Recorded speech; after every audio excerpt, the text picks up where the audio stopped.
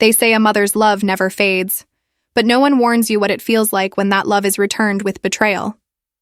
I still remember the chill that ran through my bones that morning in New York City, the day my daughter, my only child, looked me in the eyes and said, "You can't stay here anymore." Mom, it wasn't winter yet, but my heart froze right there. The city outside my window was alive, horns honking, footsteps echoing, but inside that small apartment, time stopped. I had worked all my life to give her everything. I had scrubbed rich people's floors in Manhattan, cooked meals I could never afford for myself, and smiled when my hands ached because she needed shoes, not me. And now, she wanted me gone. If you're hearing my story for the first time, I want to tell you something before I go any further. Subscribe to this channel if you believe that every mother deserves love, respect, and a place called home. Because what I'm about to tell you, it's not just my story. It's the story of countless mothers who gave too much and received nothing in return. It started a few weeks earlier. My daughter Lana had fallen in love with a man named Chris. He was young, handsome, smooth-talking, the kind of man who knew how to charm his way into anyone's life. At first, I was happy for her. After all, every mother dreams of seeing her child smile, of hearing laughter in the home again. But slowly, things began to change. The laughter turned into whispers behind closed doors. The warmth of our little home became cold. I would catch them exchanging looks when I walked into the kitchen. And then came the day I heard him say, "Why is she still living here, Lana? We need space. She's old. She can go somewhere else. Somewhere else." That phrase still burns. Because when you've worked your whole life to build a home, the words "somewhere else" sound like a death sentence. I wanted to believe my daughter would never agree. But love makes fools out of even the strongest. She started spending more time with him, less with me. She forgot the mornings when I walked her to school through the snow. She forgot the nights I went hungry so she could eat. She forgot the woman who carried her through the storm. I tried to talk to her. One evening, as she sat scrolling through her phone, I said softly, "Lana, I know you love him, but don't forget this home. It's built on my sweat, my years, my life. Don't let anyone come between us." She didn't look up. She just sighed and said, "Mom, please don't start again. Chris is right, you need your own space. We'll help you find a place, okay?" But she didn't mean help. She meant leave. I felt my heart break in silence. I didn't shout.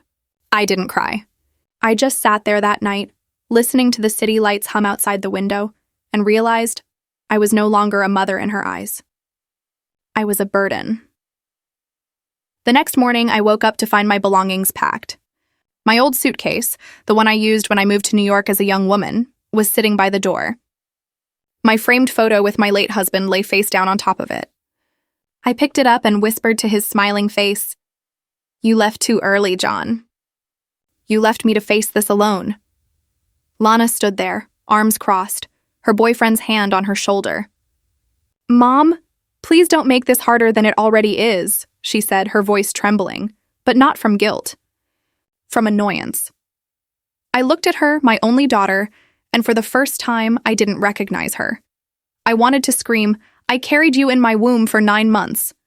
I raised you with nothing but dreams and empty pockets." But the words died in my throat. Instead, I smiled, a painful, broken smile, and said, "Don't worry, my dear. A mother always finds her place, even when the world throws her away." I walked out that door with my suitcase and my dignity. But as I stepped into the cold New York air, the city felt different. The lights looked cruel, the wind colder, the people faster. I was 72 years old and homeless in the city where I once dreamed of a better life. That night, I sat on a park bench in the Bronx, clutching my old coat and watching the skyscrapers glow like giants who had no hearts. Every mother says her child is her home, but when your child throws you out, where do you go? I closed my eyes and whispered to the darkness, "Maybe the city raised me, and maybe now it will bury me." The first night on the streets of New York is something I'll never forget. I used to watch homeless people on sidewalks and wonder how they ended up there. I never imagined I would become one of them. The concrete was colder than I thought, and the city that once made me proud to call it home now stared back like a stranger. I sat on a wooden bench near Fordham Road, clutching my old brown coat tighter. People passed by quickly, some glancing, most not. I could smell roasted peanuts from a cart nearby, but I didn't have $1 to spare. My stomach growled, but the hunger inside me wasn't just for food. It was for love, for warmth, for the sound of my daughter's voice saying, "I'm sorry." "Mom." I kept checking my phone, hoping she might call. But the screen stayed black. Silence. Even the phone seemed to have abandoned me. That night, I tried to close my eyes, but sleep wouldn't come. The city doesn't let you sleep when you're homeless. It tests you. Every car horn becomes a scream. Every shadow looks like danger. And yet, in that chaos, there's something worse than fear. Memory. My mind wandered back to when Lana was little. I remembered the way she'd hold my finger when we crossed the street. Her tiny voice calling, "Mama, I'm not scared. 'Cause you're with me." Those words echoed in my head like a cruel joke now. Around midnight, it started to drizzle. I pulled an old newspaper over my head. An old man sitting on the next bench noticed me. He had a worn-out Yankees cap and a thick gray beard. He looked at me and said, "First night?" I nodded. My throat was too tight to answer. He smiled sadly. "You'll get used to it," he said. "But I hope you don't have to." I stared at him. His eyes were kind but hollow. He told me his name was Reggie.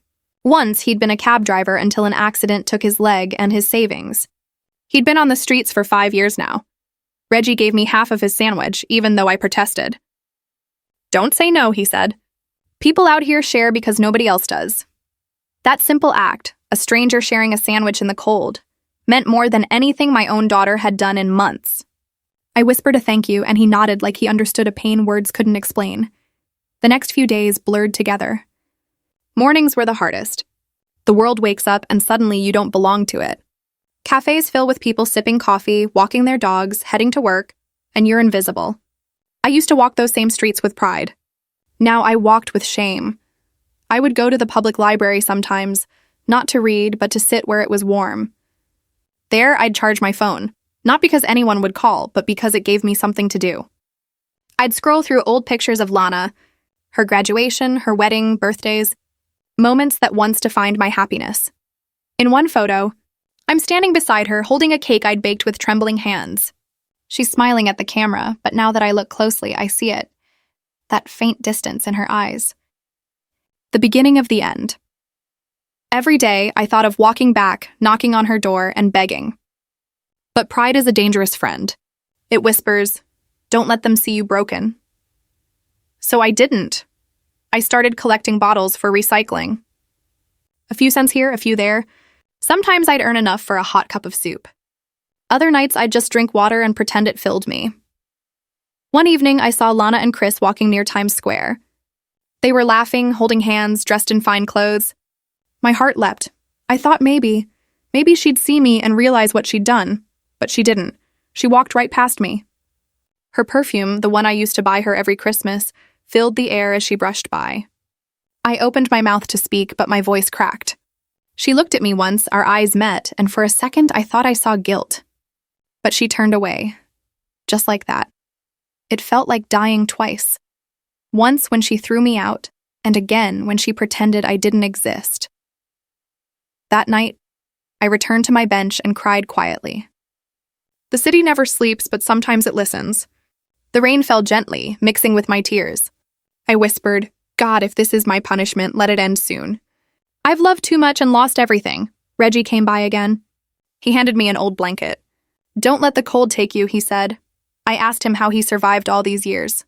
He smiled faintly and said, "You stop thinking about what you lost. You start thinking about what's left. But what did I have left? No home, no family, no purpose." Still, his words stayed with me. The next morning, I went to a small church in Harlem that offered free breakfast. As I sat with other homeless souls, I realized something.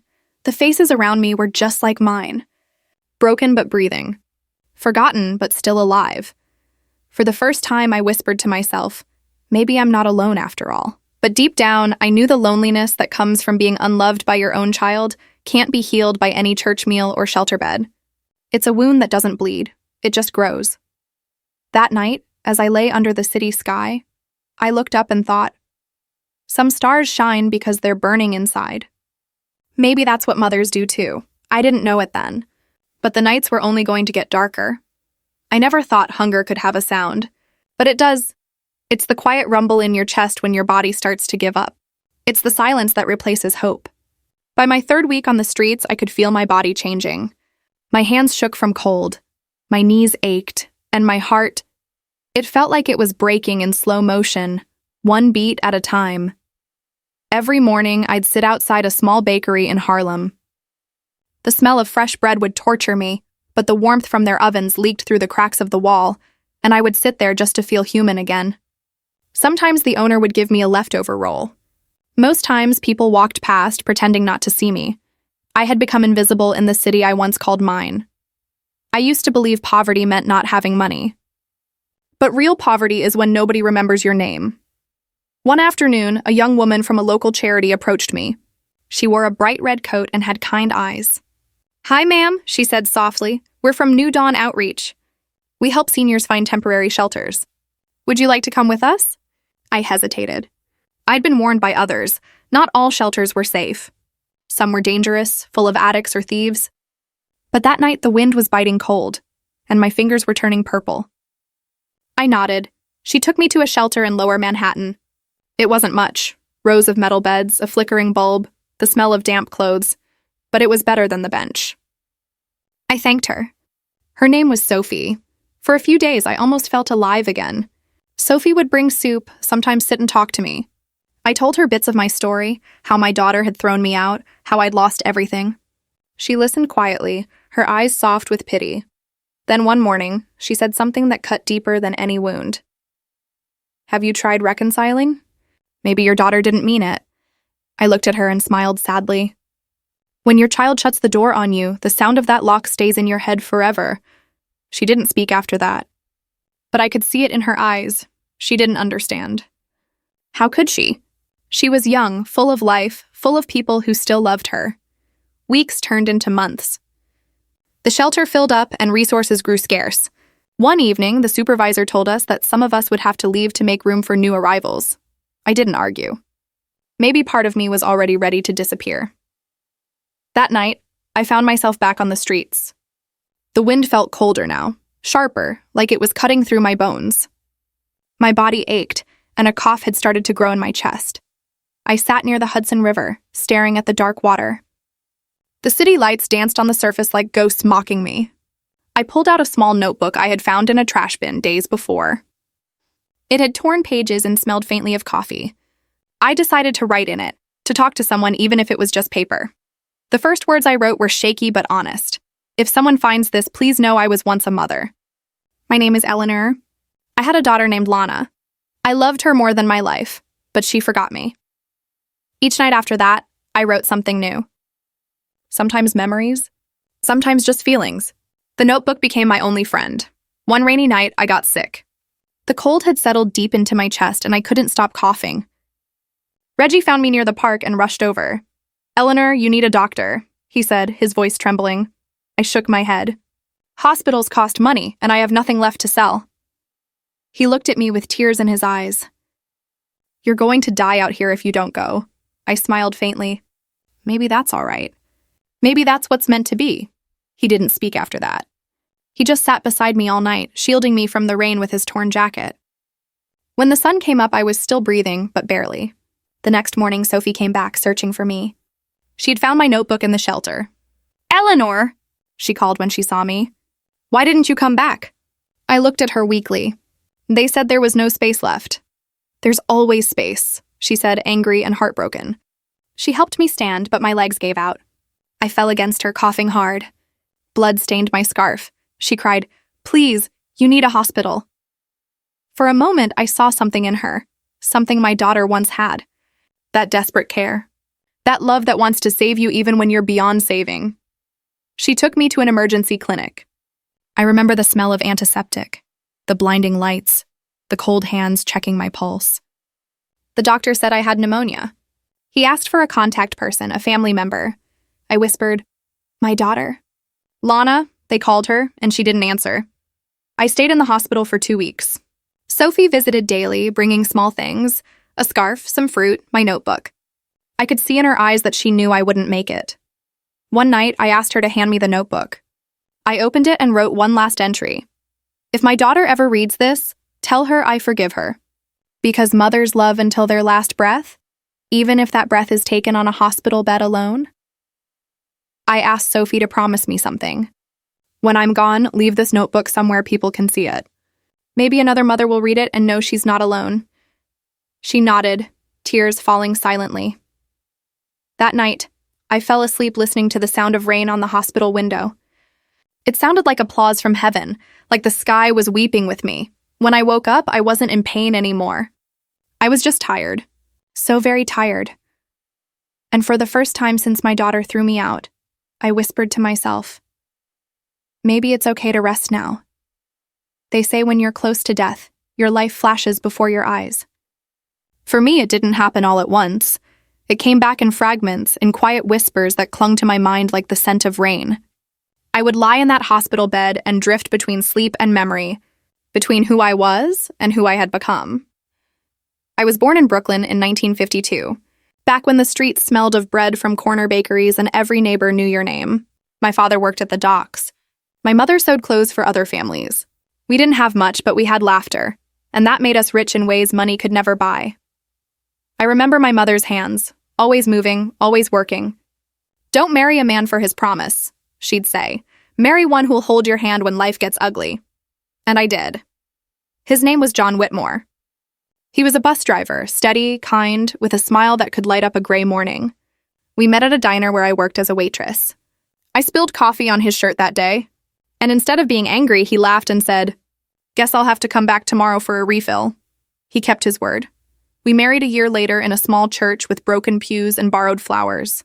He promised me forever, and for a while forever felt real. We had our daughter, Lana, 2 years later. The day she was born, John held her like she was made of glass and whispered, "She's our piece of heaven, Ellie." I believed him. Life wasn't easy, but we built it piece by piece. John would drive long hours while I worked cleaning apartments in Manhattan. We saved every dollar we could, not for ourselves, but for her future. When Lana turned 10, John got sick. The doctor said it was his heart. We sold everything to pay for his treatments. The TV, the car, even my wedding ring. But love doesn't always win against time. One night, he just didn't wake up. I still remember sitting on the hospital floor, clutching his hand, whispering, "You promised forever, John. You promised." Lana was 12. Too young to understand death, but old enough to see pain. She cried for a few days, then stopped. She stopped talking about him, stopped visiting his grave. It was like she buried him in her heart and locked the door. I tried to be both mother and father. I worked harder, longer hours. I never missed her school plays, her birthdays, her little dreams. I made her pancakes every Sunday morning, even when we couldn't afford syrup. When she turned 16, she started changing. She became distant, embarrassed by my old clothes and rough hands. Once at her school event, she told her friends I was just a family friend. That day, something inside me cracked. But I didn't say a word. Mothers learn to swallow pain like medicine. It burns going down, but you pretend it helps. Years passed. She graduated high school with honors. I was so proud. She got a scholarship to a university upstate. I cried at her dorm room door, clutching her like it was our last goodbye. "Call me when you can," I said. She smiled and said, "Of course, Mom," but she didn't. Not often. When she did, it was short. "I'm busy," or "I'll visit soon." I told myself it was normal, that children grow, move on, have lives. But what I didn't realize was that she was also growing away from me. After college, she moved back to New York, but she didn't come home. She said she wanted her independence. I understood I'd raised her to be strong. I helped her with her rent when she couldn't afford it, gave her my savings when her first business failed. I even sold my late husband's watch to help her buy a new car. She cried that day and said, "I'll pay you back, Mom, I promise." She never did. One night, I was cleaning an office in Midtown when I fainted. The doctor said it was exhaustion, years of overwork, malnutrition, stress. He advised me to rest, but I couldn't. Rest didn't pay bills. When I told Lana, she sighed. "Mom, maybe you should stop working. Just move in with me. I'll take care of you." It was the first time in years she'd offered something, and I accepted without hesitation. I thought maybe life was coming full circle. Maybe I'd finally rest in my daughter's care, like a mother should. For a while, things were good. We'd watch old movies together, laugh about the past. She'd hug me sometimes, and I'd close my eyes just to feel that warmth. Then Chris came. The man who smiled too much, who talked too smooth, who looked at me like I was a relic from another time. I could see it from the start. He didn't like me there. He thought I was in their way. But love makes people blind, and Lana was blind in ways I could never fix. He started whispering things to her. About privacy, about freedom, about how it's not healthy to live with your mom forever. I watched as the distance grew again. First in her eyes, then in her voice, then in her heart. Until the day she said, "Mom, you can't stay here anymore." As I lay in that hospital bed, breathing through the pain, I finally saw the full picture. My life had been one long circle: love, loss, sacrifice, repeat. I gave everything, and in return I was left with nothing but memories. But still, I couldn't hate her. I thought of my mother's words again. Marry a man who'll hold your hand when life gets ugly. Maybe she should have said, raise a child who won't let go of it. Sometimes I wonder if I failed her. If my love smothered her. If my sacrifices made her resent me. Maybe in her eyes, I was a reminder of struggle, of poverty, of everything she wanted to escape. I'll never know. All I know is that love, no matter how pure, doesn't always save you. Sometimes it breaks you slowly, beautifully, completely, and yet, if I had the chance to live it all over again, I'd still choose her. Because even when the world forgets you, a mother's heart remembers until it stops beating. They say time heals all wounds. But some wounds don't want to heal. They want to be remembered. I've been lying here in this hospital bed for weeks now, watching the clock tick its hollow rhythm, wondering if my daughter even knows I'm still alive. The nurses come and go, their faces kind but distant. To them, I'm just another old woman who ran out of family and out of luck, but I haven't run out of love. That's the curse of being a mother. Love never leaves, even when everyone else does. Sophie brought me a small stack of papers and a pen. You should write, she said softly. It helps. And so I began to write, not for anyone else, but for the one person who broke me the most. My daughter. Letter 1.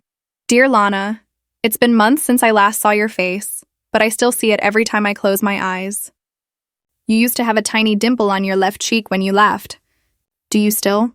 I remember the first time I held you. You were crying so loud the nurses laughed and said, "This one will have a voice that shakes the world." I smiled and whispered, "That's okay. As long as she never forgets the voice that loved her first." I wonder if you remember that voice, my dear. I'm not angry. I was for a while, but anger is heavy and I don't have the strength to carry it anymore. Now I just wish you well. I hope he treats you kindly. I hope you never feel the coldness I've felt these past months. If you ever read this, please don't cry for me.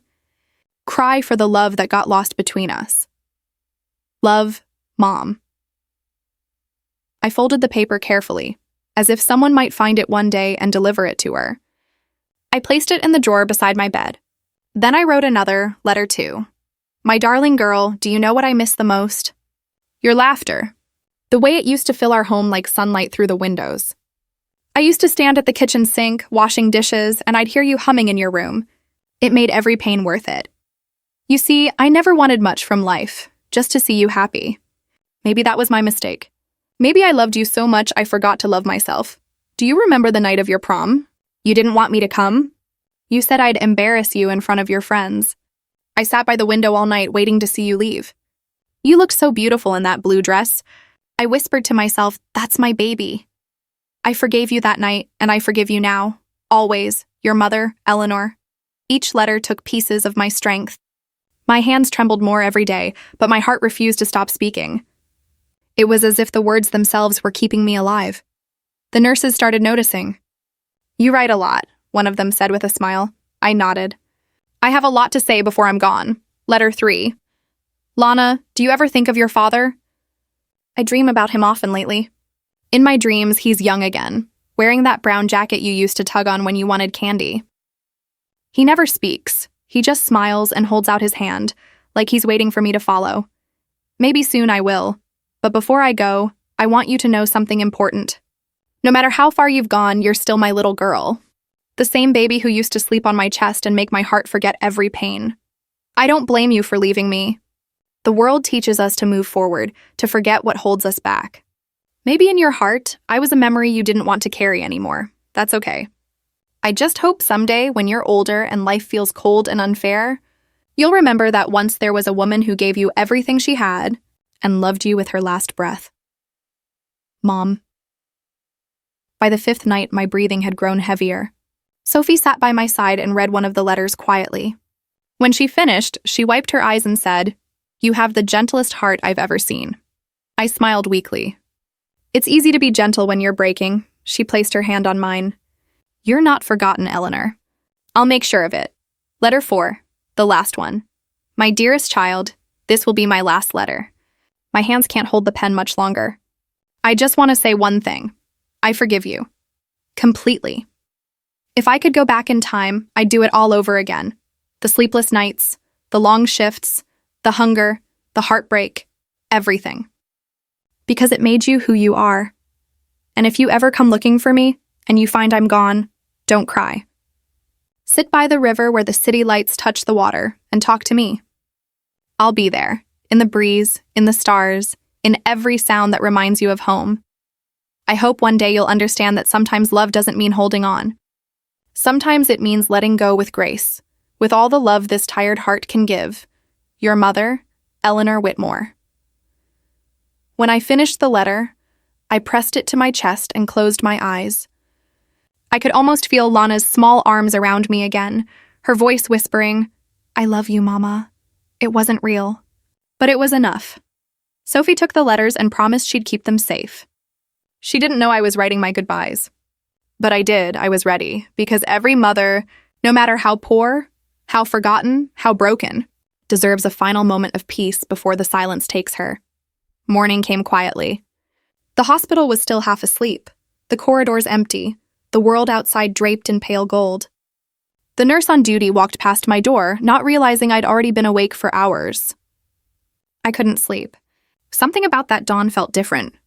Gentler somehow. My body felt heavier than it ever had, but my heart, lighter. I could feel it slowing, but not painfully. It was almost like it was sighing in relief. I turned my head slightly toward the window. The curtains fluttered softly, letting in thin strands of sunlight. For the first time in a long while, I smiled. I whispered, "So this is what peace feels like." The beeping of the machine beside me had become my companion these past months. But that morning, it sounded almost like a lullaby. Slow, rhythmic, fading into silence between each pulse. Sophie came in quietly, carrying a small cup of tea. "You're up early," she said gently, setting it down on the table beside me. "I didn't sleep," I said. My voice sounded distant, almost like someone else's. "I was afraid I might miss the sunrise." She smiled sadly, tucking a stray strand of hair behind her ear. "You've got the best seat in the house." I wanted to laugh, but all that came out was a soft breath. "Sophie," I said, "if you ever have a daughter, hold her close every time she walks away. You never know which time might be the last." Her eyes glistened. "Don't talk like that, Eleanor," but I wasn't afraid. Not anymore. The fear had left me with the night. All that remained was a strange, quiet gratitude for having lived, loved, and even lost. I closed my eyes and whispered a prayer, not for myself, but for my daughter. "God, please. Let her remember me kindly." Down the hall, someone laughed. Life was moving on as it always does. A child cried in the maternity ward 2 floors below. Someone new had just arrived as I was preparing to leave. The thought made me smile again. The circle never breaks. It just changes hands. The tea beside me had gone cold. I tried to reach for it, but my hand trembled too much. Sophie rushed forward. "I've got it," she said softly, but I shook my head. "No, leave it." "It's all right," she hesitated, then sat beside me, holding my hand. "You know," I whispered. "When I was your age, I thought I'd die in my home, surrounded by family, photos, maybe a little music in the background. But life doesn't ask what we want. It gives us what we need to learn. And what did you learn?" She asked, her voice breaking. "That love, even when forgotten, never really disappears. It lingers in the air, in letters, in memories. It becomes something eternal." I felt my chest rise and fall slower now. I could hear the heart monitor's rhythm stretching thinner between each beat. Sophie's voice trembled. "Do you want me to call anyone?" I thought of Lana, her laughter, her stubbornness, her last words to me. "You're just jealous, Mom. You've never had what I have," I shook my head. No, she's living her life. Let her. I didn't want her to see me like this, fragile, fading. I wanted her to remember me as the mother who never gave up, not the woman dying alone in a white room. The light grew stronger. It touched the edge of my bed, warm and soft, painting my blanket in gold. And then I saw him, standing by the door. My husband, younger, smiling, wearing that same brown jacket. He didn't speak. He never did in my dreams. He just looked at me with eyes full of forgiveness. I blinked. For a moment, I thought it was the morphine. But when he held out his hand, I felt warmth. Real, gentle warmth. Tears filled my eyes. You waited, I whispered. He nodded once. Sophie followed my gaze but saw nothing. Eleanor? Who are you talking to? I smiled faintly. Someone I've missed for a long time. She gripped my hand tighter, her tears falling onto my blanket. Please don't go. But I could feel the pull now, soft and calm, like the tide drawing back to the ocean. It's all right, I whispered. I'm just going home. The machine beeped slower. The air grew still. Sophie was sobbing quietly, her head resting beside my arm. I wanted to comfort her, but my body wouldn't move anymore. I could only hear the fading hum of the world, the faint echo of footsteps, the whisper of the wind through the window, and the final rhythm of a tired heart saying goodbye. One last breath. One last thought. Lana, I love you. Then silence. Across the city. That same morning, my daughter Lana woke up late. She stretched, checked her phone, and sighed. Her life was busy. Meetings, messages, a dinner with friends that evening. As she poured her coffee, her phone buzzed. It was an unknown number. She ignored it at first, too early for interruptions. But something made her check again. Message, we regret to inform you. The words blurred. Her mug slipped from her hand, shattering across the kitchen floor. She stood frozen, her heartbeat roaring in her ears. Tears welled up, the kind that come from deep inside, where regret lives. For the first time in years, she whispered, Mom? The apartment was silent. Only the hum of the refrigerator answered. She sat on the cold floor, sobbing, her mind replaying every word she'd never said, every visit she'd postponed, every moment she thought there'd still be time. But time had already left. Back at the hospital, Sophie folded Eleanor's last letters neatly into a brown envelope. She wrote a name on it, for Lana, from your mother. She sealed it, her tears falling onto the paper, smudging the ink slightly, like the story itself didn't want to end. And somewhere, maybe in that soft morning light, Eleanor smiled one last time, because love, even when forgotten, never dies. It just waits, quietly, patiently, to be remembered. The morning after my funeral, the city didn't stop. New York never does. The cars still rushed down Broadway, coffee shops still overflowed with laughter, and someone somewhere was still chasing a dream. But in a small apartment on the Upper East Side, one woman sat on her living room floor, holding a brown envelope like it was a lifeline. Lana's hands trembled. Her eyes were swollen from a night of tears that refused to end. The envelope, sealed, worn, with her name written in faded ink, had arrived just hours after she learned her mother was gone. The handwriting was familiar. So painfully familiar. It was her mother's. She hesitated to open it. Her fingers traced the edges, afraid that tearing it open would make it real. That her mother was truly gone, and all that remained of her love was now reduced to paper. Finally, she broke the seal.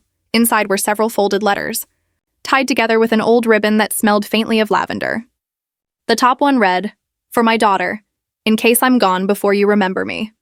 Her heart clenched. She unfolded the first page. Letter 1, my dearest Lana. If you're reading this, it means time has done what I couldn't. It has taught you to pause. I don't know what your days look like now. Maybe you're happy. Maybe you've built a life that keeps you busy. But I hope somewhere between all that noise, you remember the sound of my voice when I sang you to sleep. Do you remember that small apartment in Queens with the leaky roof? You used to say the drops sounded like tiny footsteps running to heaven. I used to tell you, that's how angels dance when they hear laughter in our home. You were my laughter, Lana. Even when I had nothing, I had you. Lana pressed the paper to her lips, her tears wetting the words. The smell of old ink and time filled her lungs. She felt as though her mother's voice was echoing through the walls, soft and forgiving. She turned the page. Letter 2, I know you were angry with me, my child. Maybe I was too hard, too protective, too afraid to let you live your own life. I see that now. But please know, every warning, every word came from fear, not control. The fear that the world would hurt you the way it hurt me. And when you asked me to leave, I didn't hate you.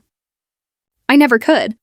Mothers don't stop loving, even when they're erased from their children's lives. I just prayed you'd remember that one day, when love becomes rare and silence too loud. Don't let this world teach you to forget who you are. You were born of strength, not shame. Of fire, not fear. By the time she finished reading, Lana's tears were unstoppable. She sobbed until her chest hurt, each word piercing deeper than the last.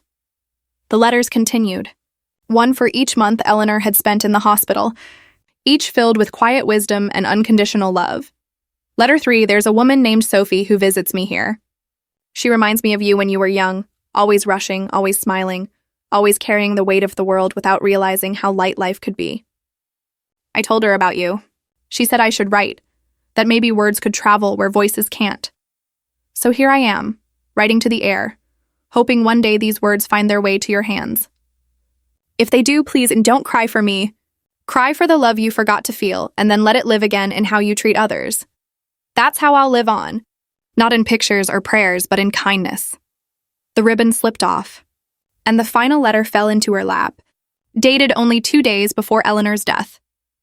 Final letter, my Lana, I dreamed of you last night. You were little again, wearing that red scarf I knitted one Christmas. You ran toward me laughing, and I woke up with tears on my face. If only I could tell you one last thing, it would be this. Forgive yourself. Life doesn't always give us the chance to fix what we break. But love forgives even when we don't ask it to. And remember, no one in this world will ever love you like your mother did. I'll be waiting, somewhere quiet. Maybe in the sound of rain on your window. Maybe in the sunlight that touches your face. Don't be afraid when you feel me there. It's just me saying, I never left, Mom. Lana couldn't breathe. The letter fell from her trembling hands. She pressed it to her chest and screamed, a raw, aching sound that filled the apartment and echoed down the hall. Her boyfriend, Chris, ran in, startled. What happened? He asked, his voice sharp with confusion. She looked up at him, her face streaked with tears. And for the first time, she saw him clearly. Saw the coldness, the selfishness, the man her mother had tried to warn her about. Get out, she whispered. He blinked. What? Get out of my house. Her tone was steady now, trembling with both grief and strength. You took everything from me, my time, my peace, my mother's love. I won't let you take what's left. Chris muttered something, slammed the door, and left. Silence filled the room again. But this time it wasn't empty. It was sacred. It was filled with her mother's presence, soft, forgiving, eternal. Weeks passed. The seasons changed. Lana visited the small cemetery in Queens, where the grass grew uneven but wildflowers bloomed everywhere. She sat by the grave marked Eleanor Grace, 1953-2025. She loved beyond reason. She laid down fresh roses and whispered, I'm sorry. The wind blew gently, brushing her hair aside. Almost like a mother's hand, she smiled through her tears. I know, Mom. I know. That night, back in her apartment, she framed the final letter and placed it on the wall above her bed. Beneath it, she left a small note of her own. If you still have a mother, don't wait to say I love you. One day, silence will answer back. Then for the first time in months, she slept peacefully. And somewhere beyond the noise of the city, under the endless New York sky, a tired soul rested, finally home. Moral: love your parents while you still can. No one will ever love you with the same purity. Time is cruel. It steals chances and leaves only memories. If this story touched your heart, subscribe to this channel for more real, emotional stories that remind us what truly matters: love, forgiveness, and the people we often take for granted.